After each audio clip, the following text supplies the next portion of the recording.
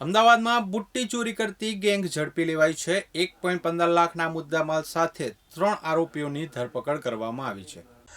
અમદાવાદમાં ચેઇન સ્નેચિંગની ઘટનાઓ બાદ હવે કાનમાંથી બુટ્ટી ખેંચી ચોરી કરતી એક સક્રિય ટોળકીને ઈસનપુર પોલીસે ઝડપી પાડી છે। પોલીસે આ ટોળકીના 3 આરોપીઓની ધરપકડ કરીને ચોરીના અનેક ગુનાઓનો ભેદ ઉકેલ્યો છે। ઈસનપુર પોલીસે ઝડપેલા આ 3 આરોપીઓની પૂછપરછ બાદ શહેરના વિવિધ વિસ્તારોમાં થયેલી બુટ્ટી ચોરીની ઘટનાઓનો પર્દાફાશ થયો છે। પોલીસે કબૂલાત કરાવ્યા મુજબ આ ટોળકીએ ઈસનપુર, નારોલ, વટવા અને મણિનગર વિસ્તારોમાં ચોરીને અંજામ આપ્યો હતો।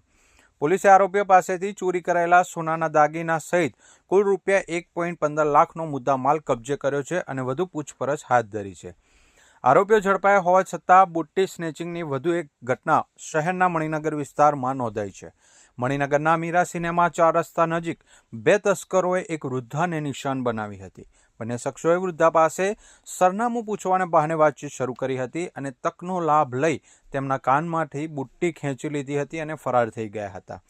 બુટ્ટી ખેંચી લેવાતા વૃદ્ધને ઈજા પહોંચી હતી। આ ઘટના અંગે મણિનગર પોલીસે 2 અજાણ્યા શખ્સો વિરુદ્ધ ફરિયાદ નોંધી તપાસના ચક્રો ગતિમાન કર્યા છે, જેથી બુટ્ટી ચોરીની વધતી જતી ઘટનાઓ પર અંકુશ લાવી શકાય।